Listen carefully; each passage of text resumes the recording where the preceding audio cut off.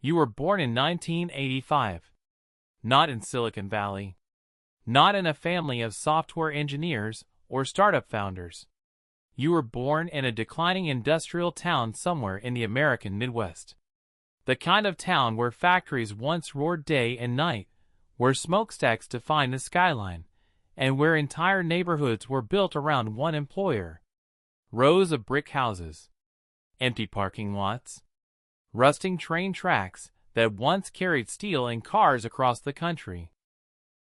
Your father, Michael Carter, was an engineer at an automotive parts factory.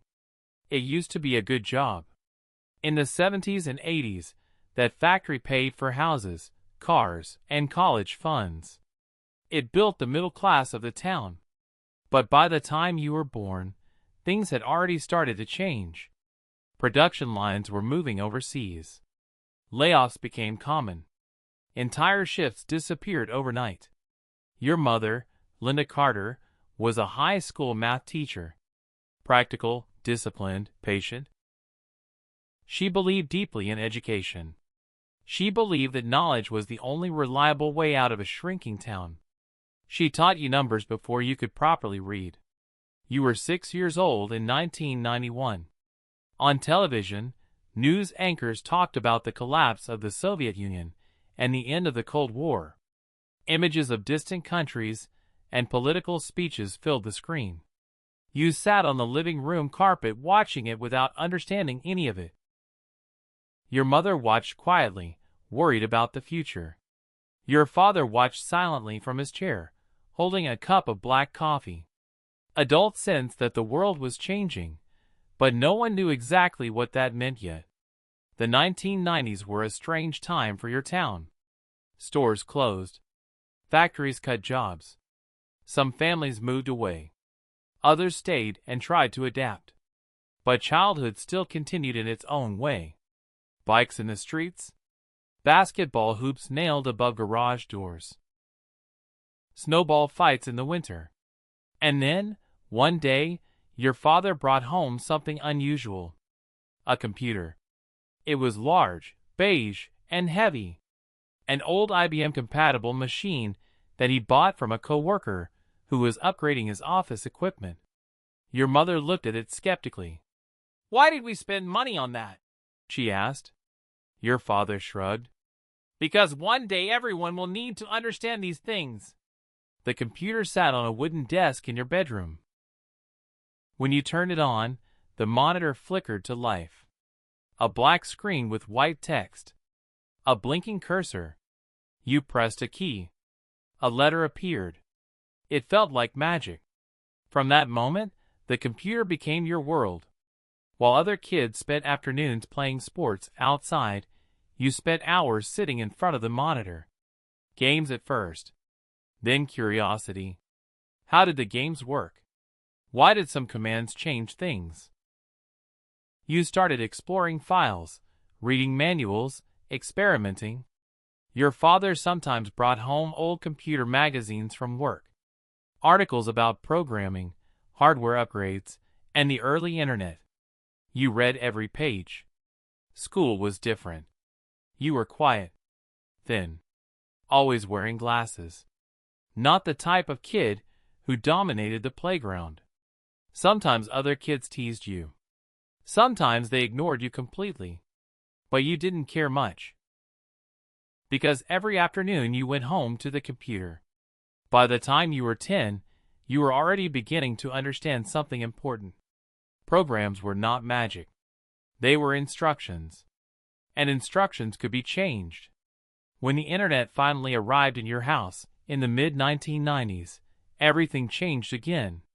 A dial-up modem connected through the phone line.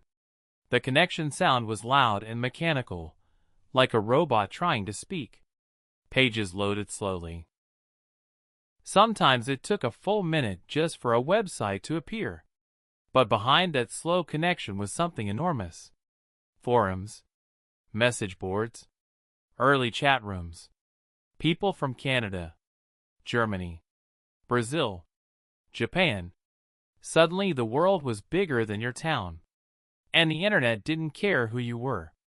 It didn't care about your clothes or your popularity at school. It cared only about knowledge. You started reading everything you could find. Programming tutorials, technical discussions, network diagrams. At 15, you were already writing simple programs. At school, the computer class teacher was still explaining how to open Microsoft Word. You were already exploring the deeper parts of operating systems. Your mother was proud when you were accepted into a university computer science program. But college quickly became frustrating. The lectures moved slowly. The material felt outdated. Most of what you were learning, you had already discovered on your own late at night on the internet. Your real education was happening somewhere else. In online communities where programmers and security researchers talked openly about how systems worked, and sometimes how they failed. You discovered a truth that fascinated you. Every system had weaknesses. Not because people were stupid, but because complex systems always contained mistakes. At first, it was simply curiosity. Understanding how things worked. Testing ideas. Exploring the limits of technology. After 2 years, you left university and took a job as an IT technician at a small company. During the day, you fixed printers, reset passwords, and helped employees reconnect to Wi-Fi. Routine work. Predictable problems. But at night, you returned to your real world. Your apartment slowly filled with equipment. Multiple monitors. Networking hardware. Old laptops running different operating systems. You read technical documentation deep into the night. Studied security research papers.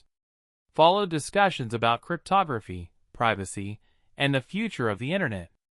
Years passed. Technology accelerated. Online banking. E-commerce. Social networks. The entire world was moving online. And every new system created new vulnerabilities.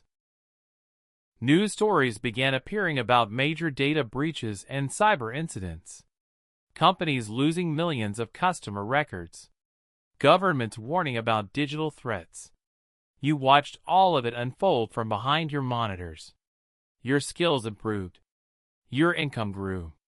But something else grew as well. Isolation. Your friends slowly disappeared from your life. Relationships were difficult. Your family saw you less and less. Your world became a small apartment filled with screens and the constant glow of monitors. 3 displays. Dozens of open windows. Endless lines of code. You slept irregularly. Coffee cups stacked on your desk. Days blurred into nights.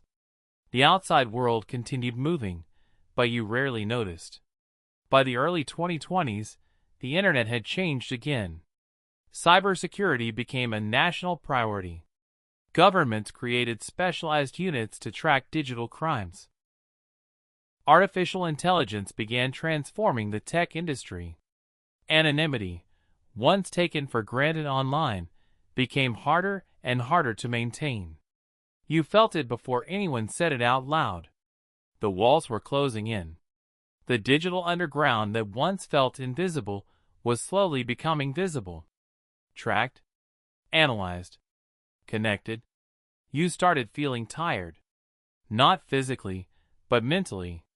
Years of constant caution. Years of encrypted messages, hidden identities, and paranoia. Then one morning, everything stopped. A knock on the door. 3 people in plain clothes standing in the hallway. They spoke your real name. The name you had almost forgotten hearing out loud. Investigation. Court hearings. A sentence. For the first time in nearly 20 years, you sat in a room without a computer. No keyboard. No monitors. Just concrete walls and silence. You thought about the old computer your father had brought home so many years ago. He had said one word. Future. You realized that the future he imagined, a world of opportunity through technology, had turned into something far more complicated. Technology had given you knowledge. It had given you power. It had given you money. But it had also taken nearly everything else. Time. Relationships. Peace. When people ask if it was worth it, you never answer. Because the truth is too complicated for a simple sentence. The strangest part is this. The world barely noticed you were ever there. You lived like a ghost inside the machines. And ghosts rarely leave traces.